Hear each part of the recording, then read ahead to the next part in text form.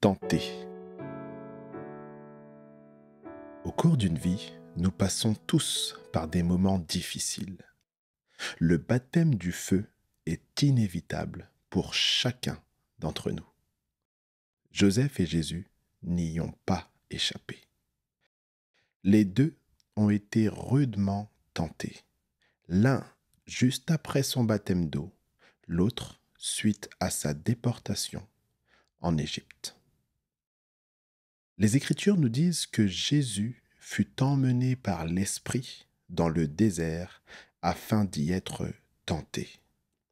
Notons le lieu qui est ici important, le désert, un lieu étranger, aride et hostile où il est difficile de pourvoir à ses besoins vitaux.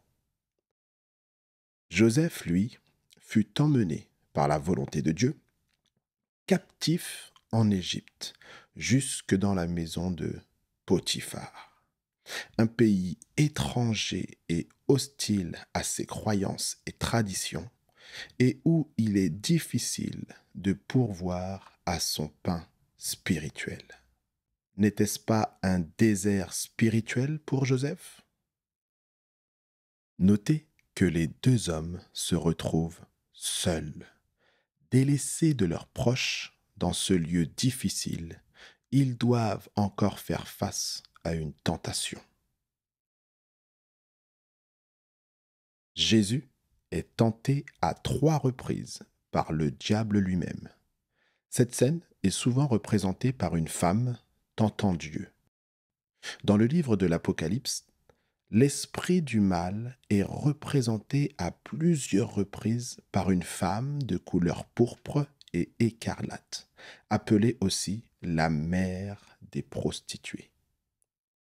Joseph, aussitôt arrivé dans la maison de Potiphar, est tenté par une femme, la femme de Potiphar.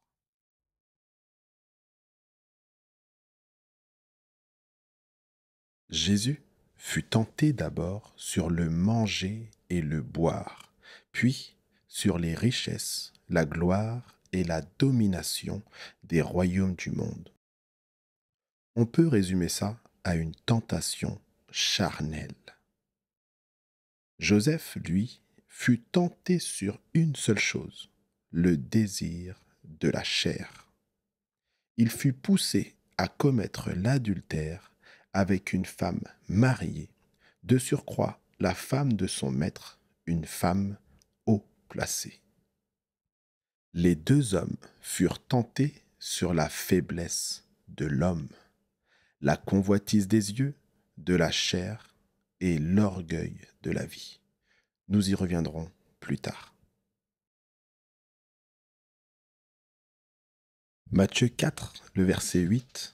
Le diable le transporta encore sur une très haute montagne et lui montra tous les royaumes du monde et leur gloire, et lui dit, « Je te donnerai toutes ces choses si tu te jettes à terre et m'adores. » L'un des buts de l'ennemi à travers ces 3 tentations était de faire alliance avec Jésus pour le destituer de son héritage paternel.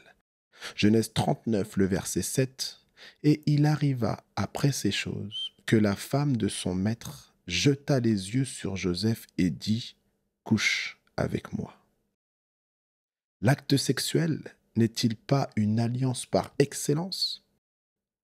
L'ambition est ici manifeste. Faire alliance avec Joseph pour le destituer de son héritage paternel.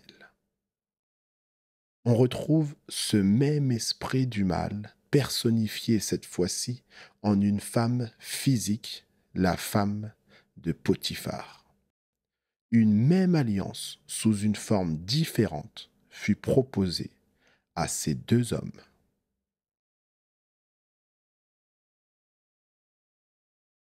Le verset 10 de Genèse 39 précise qu'elle venait à Joseph tous les jours dans cette même intention. Le verset 2 de Matthieu 4 déclare qu'après 40 jours et 40 nuits, il, Jésus, eut finalement fin. Comment Joseph a-t-il résisté à la tentation? Comment Jésus a-t-il résisté à la tentation? Comment ferais-je cette méchanceté et pécherais-je contre Dieu? Genèse 39, le verset 9b. Il est écrit, Matthieu 4. C'est tout simplement grâce à l'obéissance à la parole de Dieu. Même esselé dans un lieu aride, loin de tout, le ventre vide, Jésus eut la lucidité de s'appuyer sur la parole de Dieu. Même esselé dans un pays aride et hostile, loin de sa famille, la parole de Dieu ne quitta pas les pensées de Joseph. L'instruction spirituelle reçue de son père, Jacob, était solidement ancrée dans son cœur. Avant de terminer, revenons rapidement sur l'origine de la faiblesse de l'homme. Lisons 1 Jean 2, le verset 16.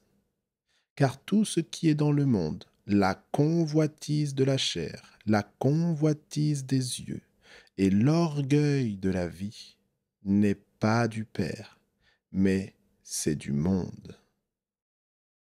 Adam a échoué face à l'arbre de la connaissance du bien et du mal. Prenons Genèse 3, le verset 6. La femme vit que l'arbre était bon à manger et qu'il était agréable à la vue et un arbre désirable pour obtenir la sagesse. Elle prit de son fruit et en mangea, et en donna aussi à son mari, qui était avec elle, et il en mangea. Ève mangea le fruit, car il semblait bon à manger, la convoitise de la chair.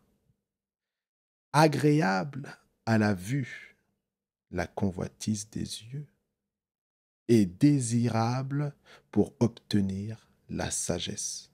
N'est-ce pas l'orgueil de la vie?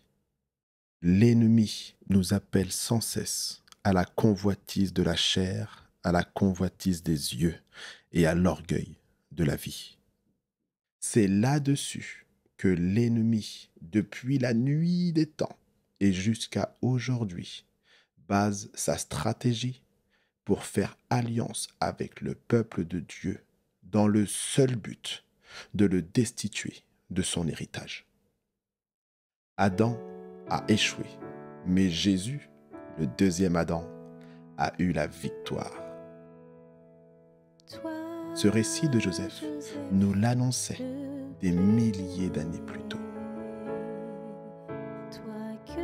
Car nous n'avons pas un grand prêtre qui ne puisse être touché par nos infirmités, mais il a été tenté en tout point, comme nous sommes, cependant sans péché.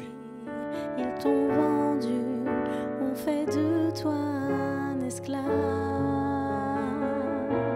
sans un regret et sans doute sans un regard.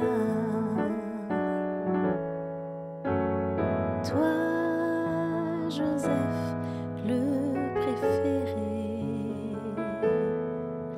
ton cœur fut déchiré. Loin de ton père, tu fus déchu, humilié, mais Dieu gardait les yeux sur son héritage.